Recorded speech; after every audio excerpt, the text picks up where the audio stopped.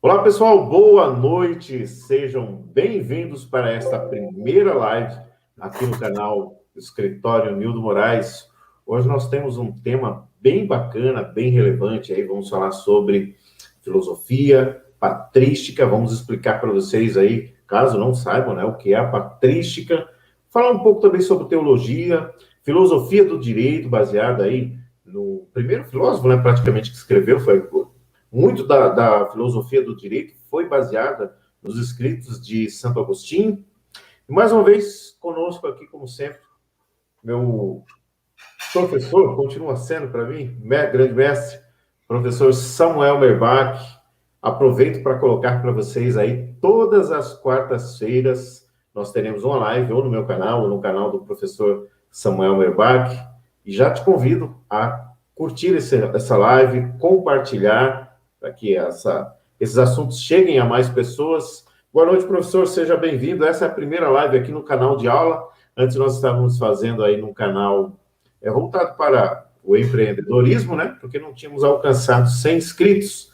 Então, desde já, se inscreva no canal do professor Samuel Merbach, é só digitar no YouTube Samuel Merbach, vai aparecer lá, se inscreva no canal. Faltam 33 inscritos para conseguirmos fazer lives do canal do professor Samuel. Aqui deste canal, pela primeira vez, estamos conseguindo fazer, mas é importante que você nos ajude aí fortalecendo o canal. Boa noite, professor, seja muito bem-vindo aí. Boa noite, professor Nildo Moraes. É sempre bom estar aqui juntos, né, nas quartas-feiras, trazendo algum assunto do direito, da filosofia, ou da história, ou da educação, para a gente estar aí aprendendo e estudando juntos, né? Sim. E também levando aí a filosofia para mais pessoas, né? E Sim. nessa semana o seu canal chegou a 100 pessoas, uma marca importante. Parabéns, Nildo. Opa, e E, conseguimos aí. e na live de hoje vamos falar de um assunto bastante interessante, a primeira escola forte, né, de filosofia da Idade Média, a patrística, né, que tem como seu Aham. principal expoente o Santo Agostinho. Então vamos ver um pouquinho da obra, da vida de Santo Agostinho, da escola patrística, né? As obras. Então vai ser uma live bastante interessante, tanto para quem gosta de direito, ou de filosofia, ou de teologia, professor Nildo. Com certeza. Nós vamos procurar aqui, o pessoal que está entrando na live agora, é muito importante a participação de vocês, até mesmo para sugerir um tema, né, para que a gente traga aqui. O objetivo é fazer lives semanais, sempre procurando trazer um assunto muito pontual, seja para um concurso público, seja para a OAB, seja para o seu conhecimento pessoal, caso você goste desses temas, é algo que a gente faz com muito prazer e dedicamos aí, né, essas horas durante a semana, preparamos o material antes e trazemos para vocês esses assuntos. Professor Samuel Merbach, nós ouvimos o nome patrística e é claro que já dá para remeter a um certo conceito. Mas o que seria a patrística? Patrística é uma escola de filosofia que surge do período de transição entre a Antiguidade e a Idade Média, né? E a patrística vem de padres, os primeiros pais, os primeiros padres da Igreja Católica, né? Uhum. Então aí o nome patrística, ou seja, quando a Idade Média vai, vamos falar assim, se acabando, né? Entrando na Idade Média, o pensamento grego também vai perdendo força, né? À medida em que o cristianismo vai crescendo, e o cristianismo vai, posteriormente, sendo aceito oficialmente como a igreja do Império Romano, né? Uhum. Então, os cristãos que eram perseguidos, né? Isso muda de uma maneira bastante acentuada, né? Os Uhum. romanos que perseguiam os cristãos, com o imperador ali Justiniano, né? Constantino e outros imperadores, né? Se vai ter a conversão da nobreza romana para a religião cristã, né? Ou seja, houve uma grande mudança. E a patrística ela surge, né, como uma escola de filosofia, com uma força que vai ganhando força, exatamente no período em que o cristianismo foi aceito oficialmente pelo Império Romano como a religião oficial do Estado, né? Então, aqui uma grande mudança. Claro que esses primeiros padres também eram estudiosos da filosofia grega, né?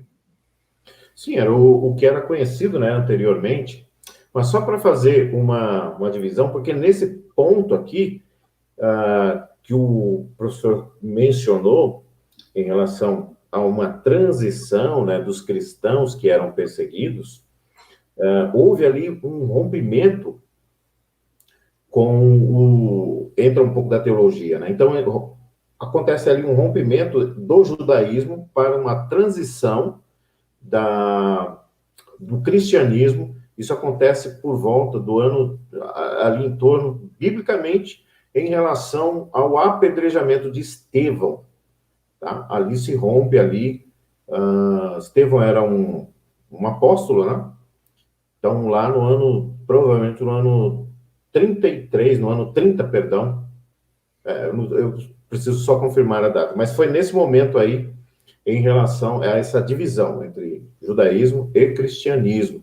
Ali houve um rompimento, e a partir daí, então, se dá, então, o que o professor Samuel aí havia mencionado, dessa transição aí acontece aí do Império, né, Romano, ter o domínio, a princípio, de tudo isso, e havia uma união entre Estado e Igreja. Tá? Posteriormente, houve, novamente, uma separação, e nós já falamos aí em outras lives, né, professor? Sim. Sobre essa separação, e a fé cristã, então, era baseada na Igreja Católica dos padres apologetas, né? Apologistas. O que é apologia, professor Samuel Merbach, para a gente colocar o conceito aí? Então, olha só, as primeiras manifestações da patrística foram professadas por aqueles que ensinavam, né, que eram a favor da fé cristã. Uhum. Padres apologistas que a todo tempo buscavam elaborar uma defesa do pensamento cristão, né? Entre os que se dedicavam à apologética estavam aqueles que misturavam o cristianismo com a filosofia grega pagã, como Justino, né? E os que defendiam a exclusão do paganismo grego desse movimento, como Tertuliano, né? Ou Uhum. seja, vai haver uma mescla entre o pensamento cristão e o pensamento grego. Alguns eram favoráveis a isso e outros não, né? Tá? Então, esse é o momento histórico que vai estar acontecendo, né? Perfeito. Bom, só confirmando aí, o apedrejamento de Estevão foi entre o ano 33 e o ano 40, tá? Só para colocar assim, uma data um pouco mais precisa. Bom, essa parte da patrística aí, apontada aí pelo professor Samuel Merbach, e após isso, deixa eu ler aqui um comentário aqui, professor. Doutor Paulo Ferrari manda cumprimentos aqui para a gente. Muito obrigado aí pela participação, doutor Paulo. Eu creio que a sua irmã, a Ana Tereza Merbach. Minha irmã. Sejam muito bem-vindos aí. Muito obrigado pela participação. Comentem à vontade, perguntem. A participação de vocês aqui é muito importante para a gente. Passando essa fase introdutória do que seria a patrística, e nós entramos aí no que seria assim a principal figura, né, da patrística, que seria Santo Agostinho, muito conhecido, muito citado. Santo Agostinho, ele foi considerado o primeiro doutor da Igreja Católica, né? E ele conviveu entre os anos 354 e 430. Ele foi filósofo, escritor, um grande pensador da Idade Média, teólogo, entre outras coisas. Professor Samuel. E ele buscava, né, ver e estudar essa relação entre fé e razão, entre igreja e Estado, né? E essa discussão entre fé e razão, igreja e Estado, vai dominar durante toda a Idade Média, né? E o que é interessante notar é que o Santo Agostinho ele sofre uma grande influência do Platão, né? O pensamento platônico, principalmente aquilo que é conhecido como a teoria das ideias, né? E ele dividia, vamos falar assim, entre aspas, né, o mundo entre o mundo ideal e o mundo dos sentidos, né? O mundo ideal, aquele mundo idealizado, aquele mundo perfeito, né? Ao passo que o mundo dos sentidos, os sentidos por terem defeitos, né? Era o mundo do pecado. Tanto que o Santo Agostinho ele tem uma obra com esse nome, a Cidade de Deus, né? A Cidade de Deus e dos Homens, né? Ele faz esse livro baseado exatamente nessa concepção platônica da teoria das ideias, né? Perfeito. Eu assisti o filme de Agostinho, né, conhecido como Agostinho de Hipona, e eu achei muito bacana, porque, claro, o filme ele não vai retratar 100% do que acontecia, mas antes dele entrar para a igreja de forma definitiva, né, quando era um advogado, inclusive, nós vimos ali uma grande batalha interna da passagem dele para entrar para a igreja, se dedicar, se tornar um sacerdote, um doutor da igreja. Isso marca muito a vida dele, né? Porque foi uma grande batalha ali, até ele se dedicar exclusivamente a se tornar, né, um representante aí da igreja. E é interessante notar, né, Agostinho de Hipona, ele nasceu em Tagaste, né, cidade da Numídia, hoje Argélia, na África, né? Norte da África. E essa região foi dominada pelo Império Romano por um longo período, né? E ele era africano, né? Na região hoje onde se encontra Argélia, né? Falando um pouco da biografia dele, né? Perfeito. Tem mais coisas aí dos escritos dele, né? Outros escritos como Confissões, entre outros escritos aí nele, né? A verdade de Deus deve ser buscada na alma e não no mundo exterior. Algumas das frases, né, de Santo Agostinho. Em 413, ele escreve, então, a obra Cidade de Deus, e isso foi escrito para consolar os romanos, né? Após a cidade ser saqueada, né, pelos bárbaros, pelos visigodos, no ano de 410. Ele apresenta ali a defesa do cristianismo e coloca para os contemporâneos compreenderem, né, um pouco da fé, o sentido da história, o sentido da vida, né? O Santo Agostinho, ele iniciou seus estudos em Tagaste, em seguida em Madaura, né? Onde ele começou seus estudos primeiramente sobre a retórica. Ele lia, decorava trechos de poetas latinos como Virgílio, Terêncio.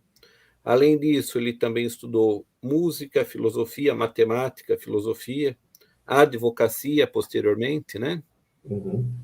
E aí, então, o pensamento dele também utilizado dentro do direito, né? A filosofia o conceito, né, da filosofia do direito, conceito dualístico, professor, o Santo Agostinho, ele é o responsável por colocar, né, introduzir essas ideias, né, baseadas no filósofo que inspirava Santo Agostinho até então, na Platão. Por que ele tinha assim como, o que ele via em Platão que chamava tanta atenção dele, o conceito dualístico, maniqueísmo, legislação, direito natural, né, o justnaturalismo. O Santo Agostinho é ele que vai difundir, vai tornar as ideias de Platão dentro de uma esfera cristã, né?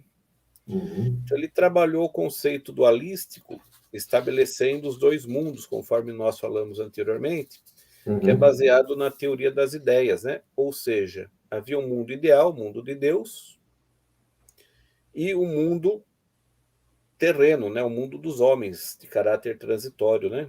Uhum. E ele acreditava que quando Deus criou o homem à sua imagem e semelhança, esse participava e usufruía da justiça natural de Deus no paraíso, né? Entretanto, o homem, por ter o livre-arbítrio, através do poder de escolha, ele poderia cometer o pecado, né? E através do pecado original, o homem acabou sendo expulso do paraíso, né? Uhum. Então, dessa forma que se criou o antagonismo entre homem e Deus, né? Onde esse se Separação. encontra agora no mundo transcendente e o homem no mundo terreno, né? Professor, o que seria o maniqueísmo? Porque Santo Agostinho, ele, de certa forma, ele combatia, né, o maniqueísmo, né? Primeiramente, ele fez parte da doutrina maniqueísta, acho que é de Mani, né? O Sim. maniqueísmo é a dualidade das coisas, né? A gente tem muito disso, o certo, errado, né? Seria um conceito O também para falso quem... e o verdadeiro, né? O Uhum. claro e o escuro, os antagonismos, né? Ou Ele o sujeito coloca... entende que a pessoa é boa, ela é má, né? Ou o Uhum. sujeito é justo e injusto. Então, é esse dualismo é o que a gente tem como maniqueísmo agostiniano, né? Uhum. Primeiramente, ele concorda com essa doutrina e depois, através dos seus estudos, do seu amadurecimento, ele acaba deixando o pensamento maniqueísta, né? Para nós entendermos mais recentemente, aquele símbolo japonês do yin e yang, o bem e o mal. Quando você... Aquela bolinha onde tem o preto e o branco, eles se misturam e quando eles giram se tornam um só. O que quer dizer? O maniqueísmo é exatamente isso. Todo mundo tem um pouco de bem e um pouco de mal. Seria o antagonismo. Mas depois, Santo Agostinho ele passa, então, a colocar o mundo ideal, então, que seria única e exclusivamente, só havia um bem absoluto, que era Deus, né, para Santo Agostinho. Porém, um homem, como o senhor bem colocou aí, né, ele comete erro, se torna ignorante, por consequência, gera o mal e a injustiça, mesmo que bem intencionado. Essa era uma das ideias, né, de Santo Agostinho que ele introduziu. E um outro ponto assim bem importante, Santo Agostinho ele foi também um legislador, né? Ele divide ali entre a lei eterna, o direito natural, e a lei humana, né? As leis criadas pelos homens para viverem em sociedade. E ele dizia ali que era preciso que a fé orientasse a lei dos homens, né? De modo que essas leis se tornassem minimamente justas. E esse tipo de lei, para Santo Agostinho, visava a paz social. Aqui a gente vê aquela discussão, né, aquela reflexão entre direito natural e direito positivo, né? Uhum, Então, o Santo Agostinho ele tem a chamada doutrina da lei, que ele entende que há uma lei eterna, né? A lei eterna, aquela lei de Deus, né? E essa lei eterna, ela se correlaciona com a lei natural, né? E a lei natural é aquela lei que tem um embasamento, para Santo Agostinho, tem um embasamento religioso, né? uhum, Ele entende que o homem, a priori, não tem acesso a essa lei, por ele ser cometedor do pecado original.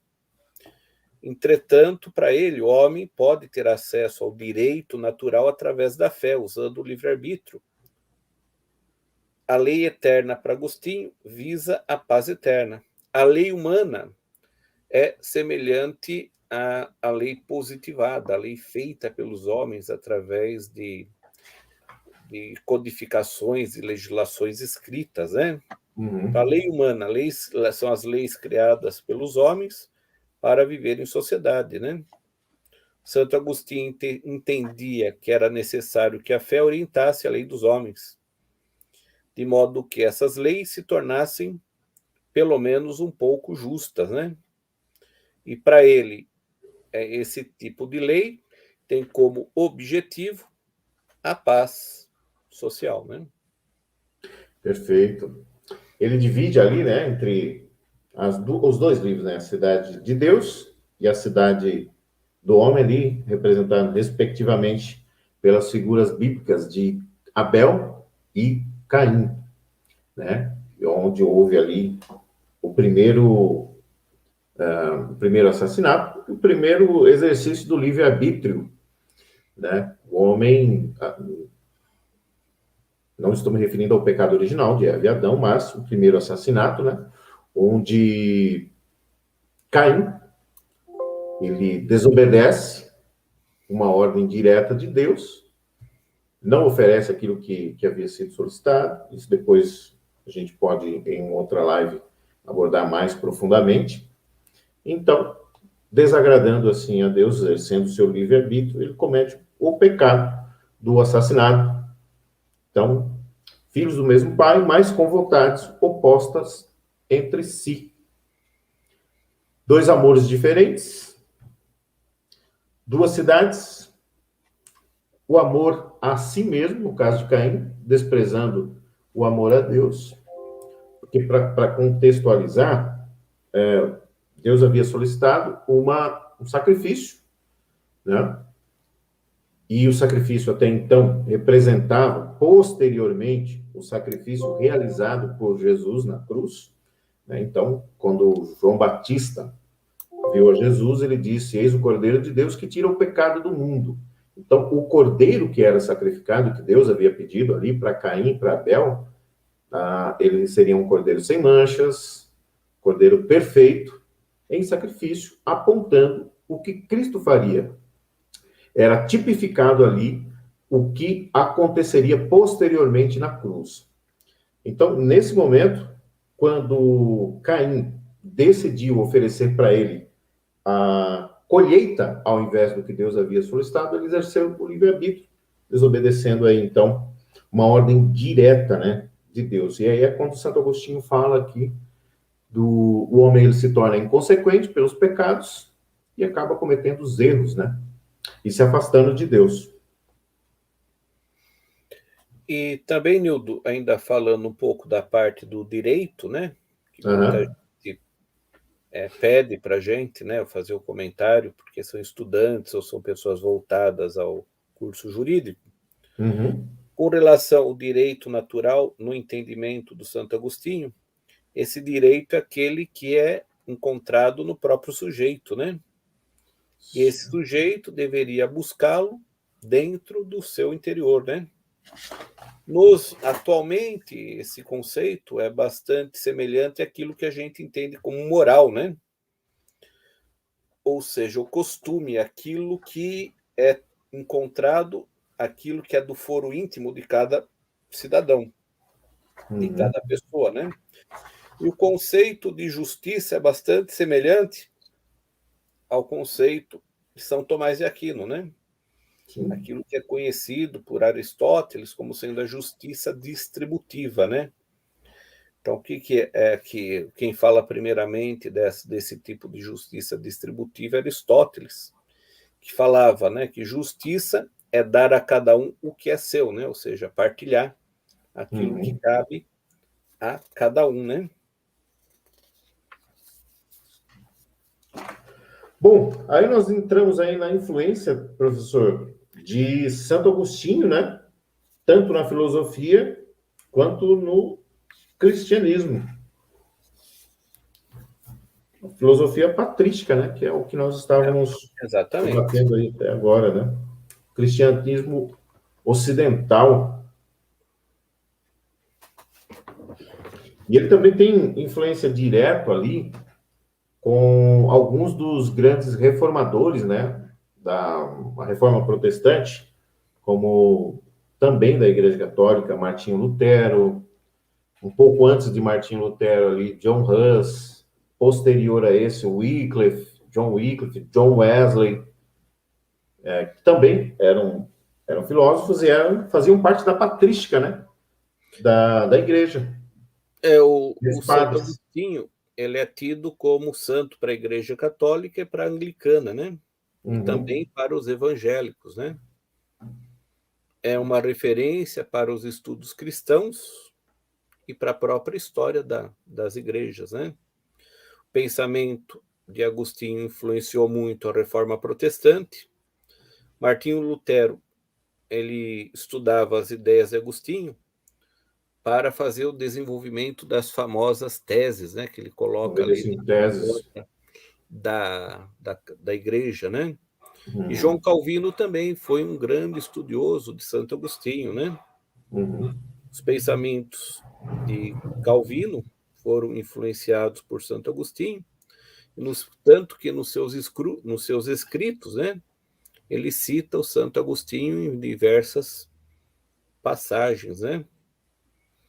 Os discursos filosóficos que surgiram a partir de então também sofreram influência da filosofia agostiniana, principalmente naquilo que se refere à política e à moral, né?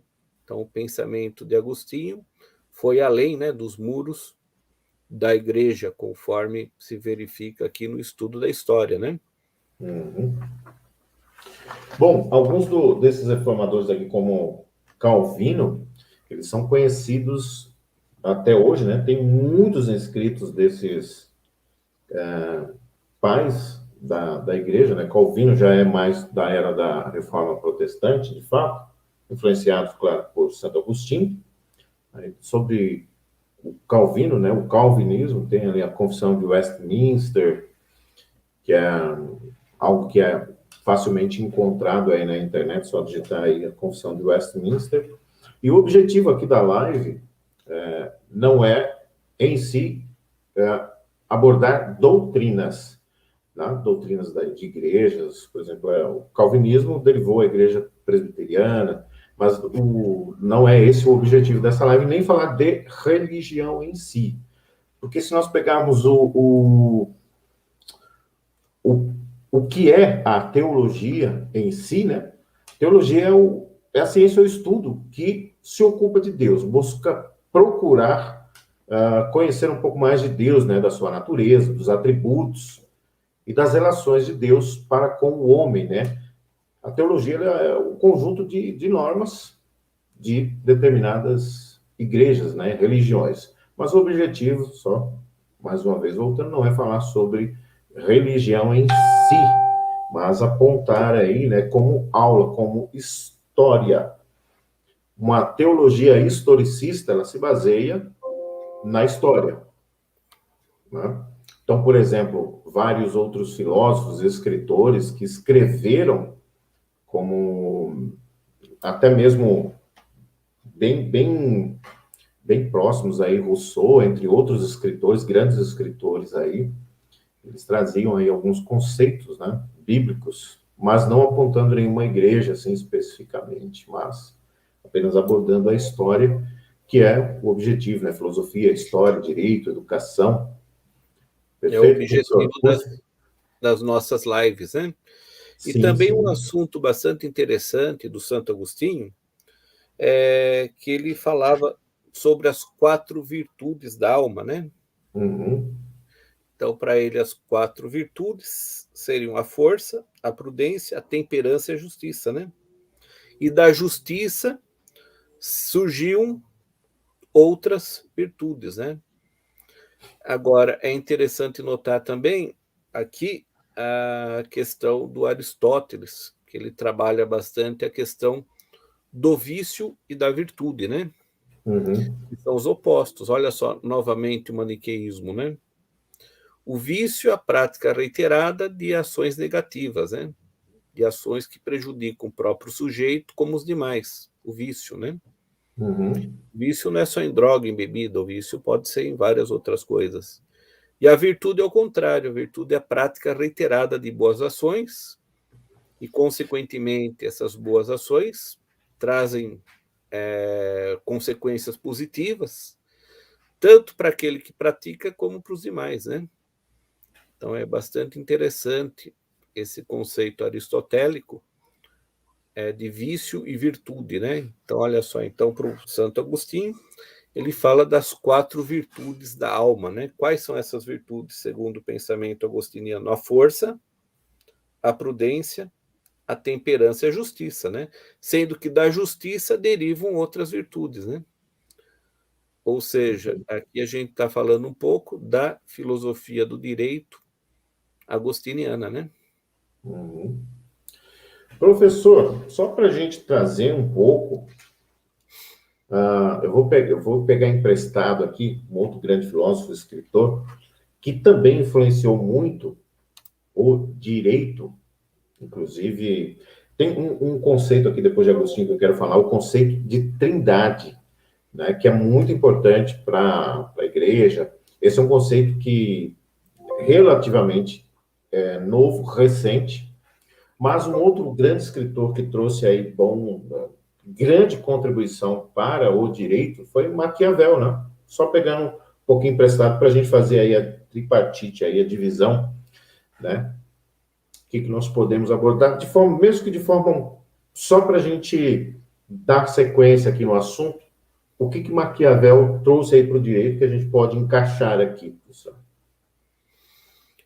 O Maquiavel, ele é tido como um pensador realista e não pensador idealista, né? Uhum. O Platão era idealista, assim como o Santo Agostinho, né?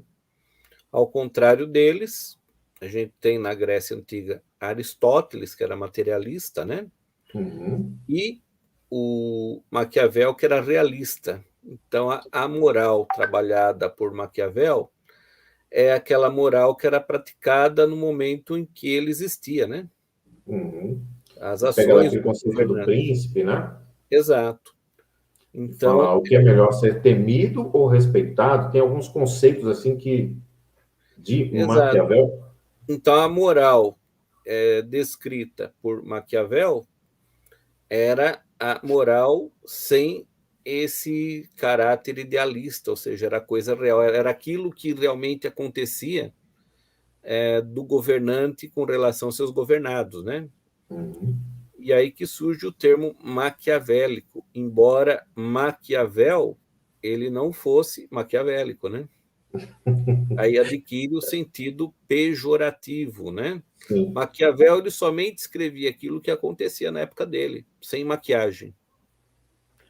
E, perfeito. infelizmente, surge o termo maquiavélico, que seria uma ação ruim, né? Mas Aham, Maquiavel era ruim, tanto que ele foi, inclusive, torturado durante a sua vida, né? sim. Então, a moral é outro estudo interessante, né? Tanto de Agostinho, como de Maquiavel, como de outros pensadores, né?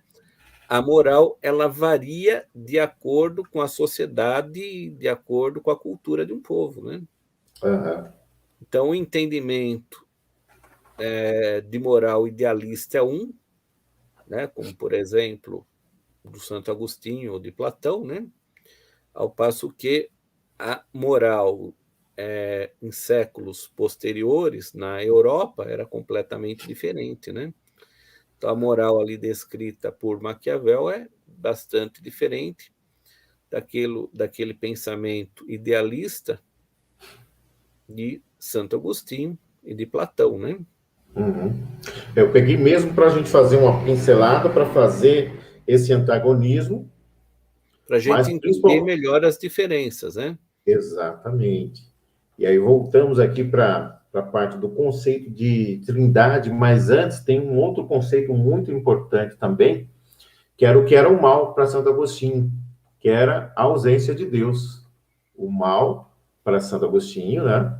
Eu concordo com isso, o mal é a ausência de Deus, né? Ou seja, o mal não foi criado, ele não é físico, é o não ser bom, é o contrário. Mais uma vez, aqui um pouco do maniqueísmo, né? Mas o que é o conceito de trindade? É a noção, né? Para Santo Agostinho ali, de Deus Pai, Deus Filho e Espírito, né? Espírito Santo. São um coexistente entre eles.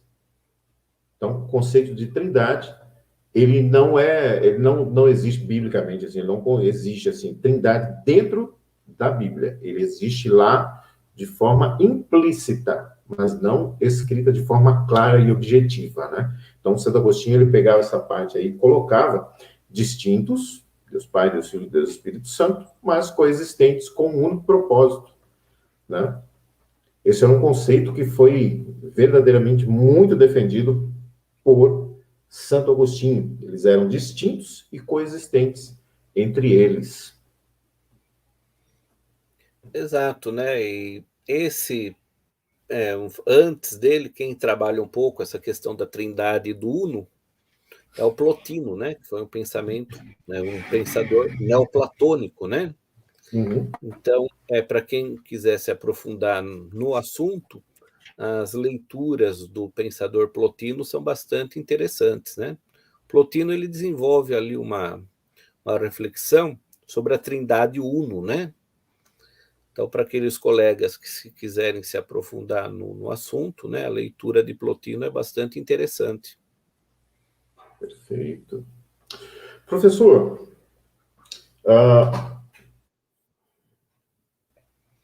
quando existe a união entre Estado e Igreja, na época ali, de Santo Agostinho, posteriormente, isso começou a haver uma divisão onde tinha os reis, né, que os reis tinham muito poder, por exemplo, em muitos casos, Martim Lutero, que nós comentamos muito pouco sobre ele aqui, mas ele tinha uma carta de salvo-conduto de quem? Do rei, para que ele pudesse ministrar suas aulas, suas palestras, onde ele era convidado, né? Então, a igreja, ela detinha o rei, a igreja, misturada com o Estado, eles indicavam, existia muitas reuniões entre os sacerdotes e o rei, mas essa união, ela começou a se romper, existe até uma profecia, não é o objetivo aqui da live, mas existe uma profecia sobre essa divisão, né, do poder do Estado com a igreja, e essa união.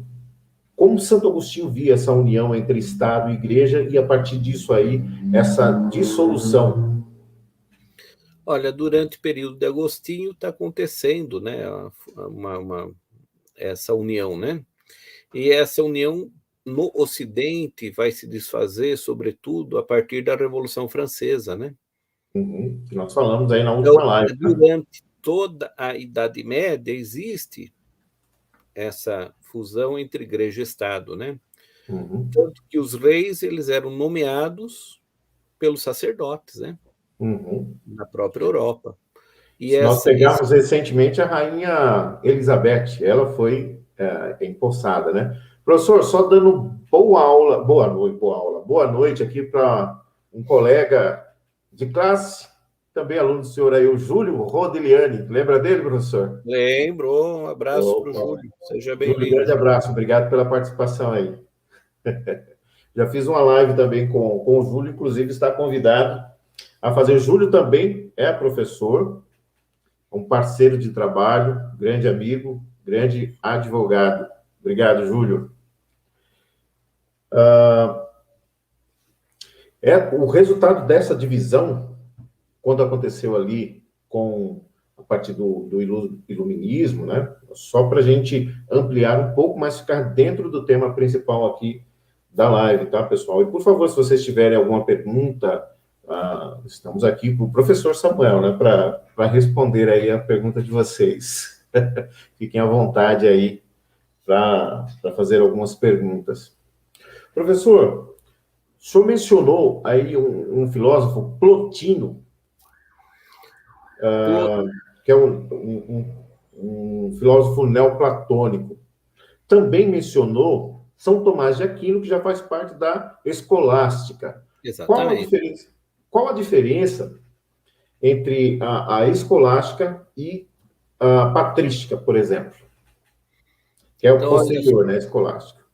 quando a escolástica, porque o que acontece na história da filosofia, geralmente, quando uma escola vai perdendo força, surge outra, Uhum. forte, né? E assim por diante. Então, a história da filosofia, ela didaticamente se divide em escolas, né? Escolas anteriores, escolas posteriores, escolas que vão surgindo, escolas que vão perdendo força, né? Com a patrística, quando ela perde força, surge uma outra escola, ainda na era medieval, Idade Média, né? também de cunho religioso, de cunho cristão, que era a escolástica, né? A escolástica tem como seu principal pensador o São Tomás de Aquino. Uma diferença, tem inúmeras, né? Vamos falar de uma delas. Vamos falar da diferença levando em consideração os principais pensadores, né? Então, na patrística, Santo Agostinho, ele sofre uma influência, ele é um estudioso do pensamento platônico, né? Platão era idealista,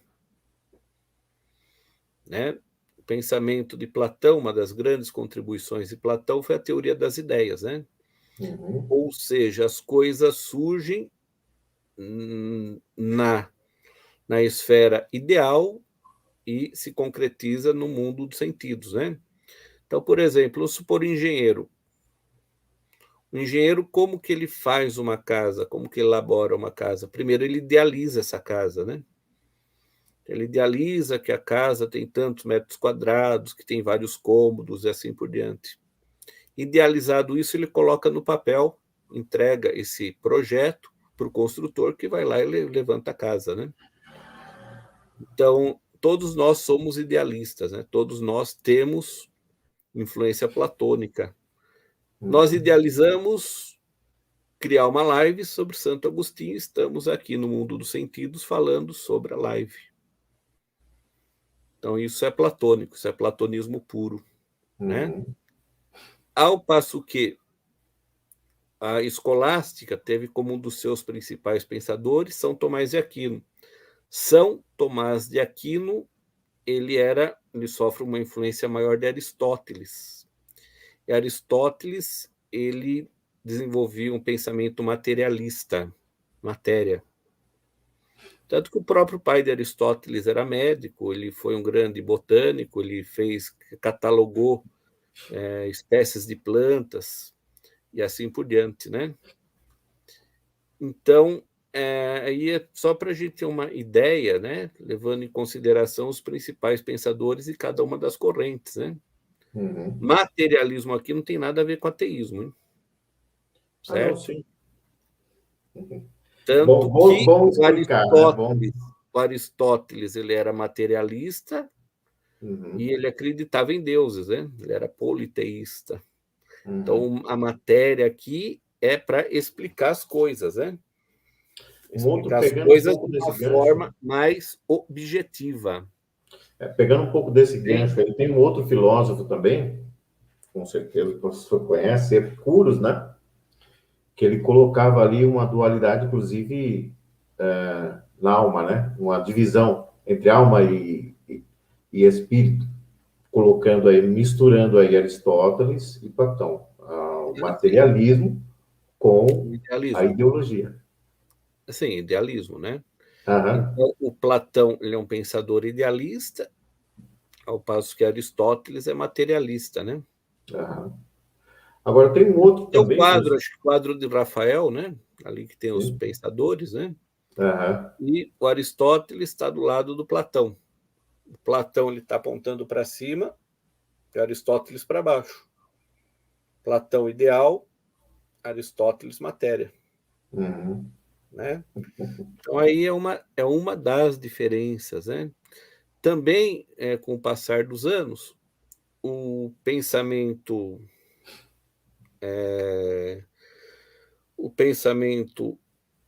platônico, o pensamento de Agostinho, ele foi mais seguido nas igrejas reformistas, protestantes, né?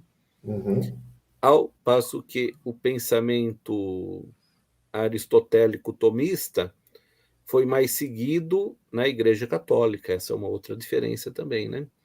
Tanto que São Tomás de Aquino é tido como um dos principais doutores da Igreja Católica. Vários papas que fazem ali seus documentos, suas bulas, né? Falam de São Tomás de Aquino, né? Um outro filósofo um pouco mais recentes, né? Recentes mesmo, já no final do Império Romano, Marco Antônio, Epiteto, Eles tinham uma outra filosofia que eu o convido a fazermos uma live específica sobre isso, e eu me refiro ao estoicismo. Foi bem ali no finalzinho ali do Império Romano, né? Epiteto, ele era um escravo, ele teve uma das suas pernas mutilada, mas ele veio a se tornar futuramente um dos grandes, se tornou primeiro professor, né? Posteriormente em uma escola de filosofia, um dos grandes divulgadores do estoicismo, que daí deriva a resiliência, entre outros conceitos que nós utilizamos. Isso já bem assim numa passagem assim para a nossa era moderna aqui praticamente, né? Marco Antônio, entre outros. Primeiramente, o senhor aceita fazermos uma live sobre o estoicismo, professor? Claro, com certeza, né? Já estão Podemos convidados marcar. aqui todos que estão nos assistindo aqui. Eu gosto bastante do estoicismo. Bom, voltando aqui. Professor, além desses dois grandes expoentes aí, Santo Agostinho, ah, São Tomás de Aquino, mais no período de Santo Agostinho, quais os outros filósofos, assim, grandes pensadores Os tinham? primeiros padres da igreja, né?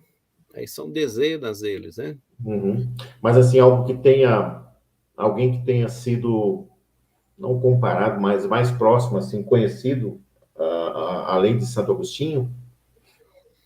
Aí a gente vai ter Santo Ambrósio, vários outros, são os primeiros padres ali da igreja, né? Aham. Mas aquele que vai ter ali o maior, sendo o maior expoente, principalmente na nossa área jurídica, né? É o Santo Agostinho, né? Uhum. Tanto que em livros de filosofia do direito se fala bastante da teoria das leis e da teoria da justiça dele, que a gente está comentando hoje, né? E um outro papel importante do Santo Agostinho foi na questão da hierarquia da Igreja Católica, né? Ele Uhum. fez a síntese entre a filosofia grega e o pensamento cristão. Ele fixou a concepção da vida no interior do homem como um fator essencial da construção da identidade do sujeito, né? O Santo Agostinho faleceu em Hipona, na África, no ano de 430. Uhum. Ele foi canonizado por aclamação popular e reconhecido como doutor da Igreja em 1292 pelo Papa Bonifácio VIII. Também aqui dados históricos importantes da vida do Santo Agostinho, né? Perfeito. Ah, o que levou Santo Agostinho, que antes ele era um estudioso, comentei ali no início sobre uma grande batalha interna que ele sofria, né? Isso baseado aí no que nós lemos, no filme. O que levou o Santo Agostinho aí a optar por uma vida sacerdotal, professor? Ó, ele teve bastante influência da mãe dele, a Santa Mônica, né? Que era Uhum. uma devota. E quando ele exercia o direito, geralmente ele defendia aquele que não tinha razão, né?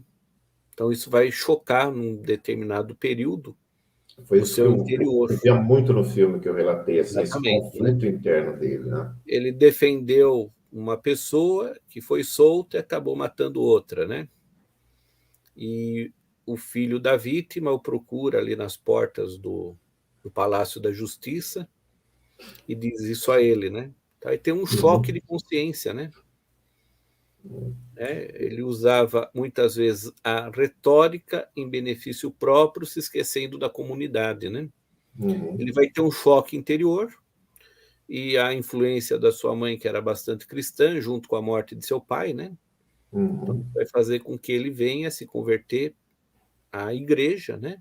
E convertido na igreja, ele vai escrever muita coisa importante, vai ser um doutor da igreja e vai trazer vamos falar assim, uma biografia, uma bibliografia e várias teses que são usadas até hoje dentro das igrejas cristãs, né? Ele tem um choque, né? É interessante que ele queria ir para uma escola e os pais dele tiveram que insistir muito com o professor para que ele fosse aceito, né, na sua adolescência, porque ele não tinha, antigamente, quando se escolhia um mestre, um professor, não era como nós hoje que, vou estudar nessa faculdade. Se for particular, você vai prestar um vestibular, paga e você vai ser aceito. Os professores, os mestres, eles tinham que aceitar aquele aluno. E a princípio o escolhido, né, por Santo Agostinho, o rejeitava, não queria que ele fosse. Exatamente. Então ele vai ter que lutar contra todas essas adversidades, né? Vai Uhum. adquirir bagagem intelectual, vai estudar ali com os grandes mestres da época dele, né? Estudar retórica, filosofia e outras artes. Vai ter um choque de consciência, né, por usar todo esse conhecimento, muitas vezes em benefício próprio, esquecendo da comunidade, dos pobres, né? Uhum. Após esse choque de consciência, até a morte de seu pai e a influência de sua mãe, que era devota, então ele muda da água para o vinho, né? E aí ele deixa, né, o pecado, né, como se vê ali na biografia dele, ele Uhum. passa a ser uma pessoa devota do pensamento cristão, escrevendo várias obras bastante interessantes, como Confissões, por exemplo, né, para quem quiser se aprofundar, que é a autobiografia de Santo Agostinho, né? Inclusive, o livro Confissões é um dos primeiros livros nesse modelo de escrita, né, de autobiografia, né? Talvez Uhum. foi uma das primeiras, ou a primeira autobiografia conhecida por nós no Ocidente, né? Uma outra obra dele, Da Trindade, possui 15 volumes, né? E nessa obra ele descreve sobre a divindade nas pessoas, né? A Cidade de Deus, a obra que a gente comentou anteriormente, Uhum. ele fala sobre a cidade terrestre como imitação da cidade de Deus, né?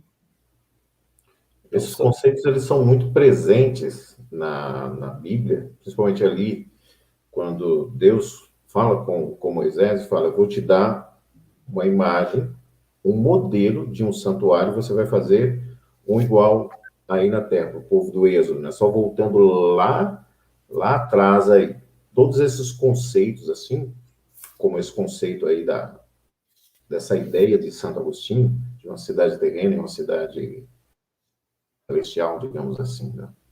Professor, por favor. a cidade de Deus, né? É uma das, junto com as Confissões, são as suas obras talvez mais conhecidas, né? Embora ele tenha várias outras obras também interessantes, né? E aqui, voltando ao maniqueísmo que a gente havia falado anteriormente, né? Ele foi, durante vários anos, seguidor de Mani, né? Mani maniqueísmo, né? Mani era um profeta Uhum. que falava da doutrina na qual se misturava o evangelho, o ocultismo e a astrologia, né? Então, para o Mani, o bem e o mal constituíam princípios opostos e eternos, né? Presentes em todas as coisas. Aí que vem o termo maniqueísmo, né? Vem da doutrina Uhum. de Mani.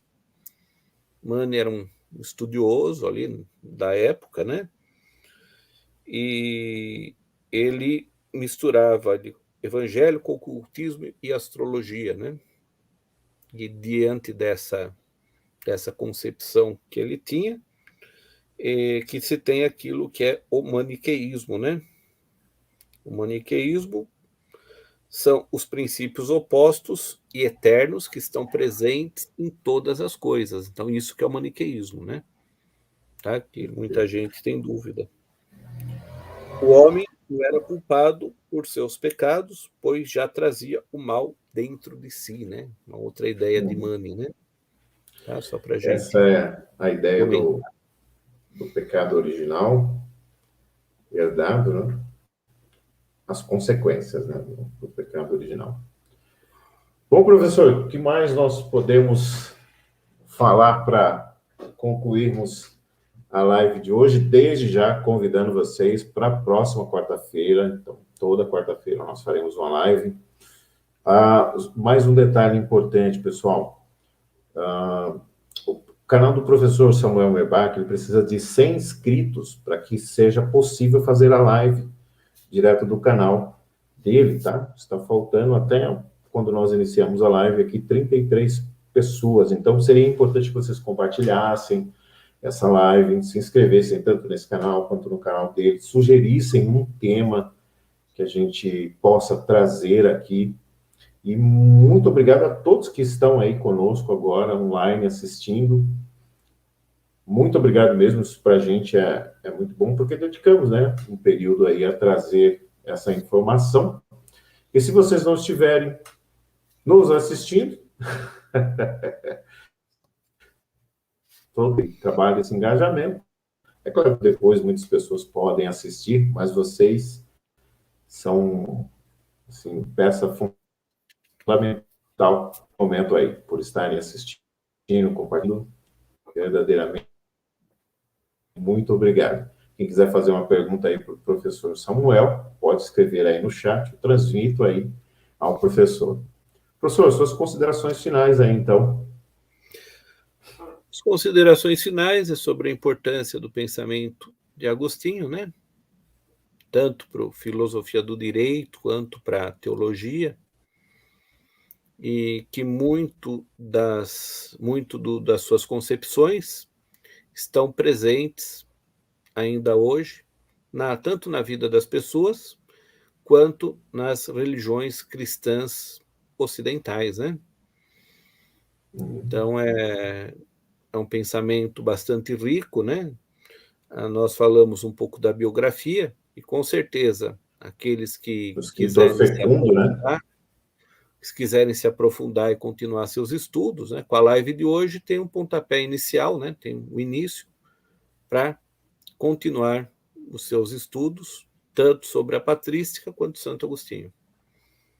Perfeito. Então, pessoal, mais uma vez, muito obrigado aí a participação de todos vocês. Desejamos aí um excelente restante de noite e até a próxima quarta-feira. Professor, seu contato para que o pessoal possa falar direto aí com o senhor no seu e-mail. Sim, professor Samuel Merbach, @gmail.com, né? E pedir também que o pessoal se inscreva no meu canal do YouTube, Professor Samuel Merbach, né? Tanto pelo canal quanto pelo e-mail, a gente está à disposição para responder as perguntas e trocar ideias sobre os assuntos que são pertinentes. Valeu, pessoal. Boa noite. Até a próxima live. Obrigado, professor. Excelente noite. Excelente noite a todos. Obrigado a todos e até a próxima.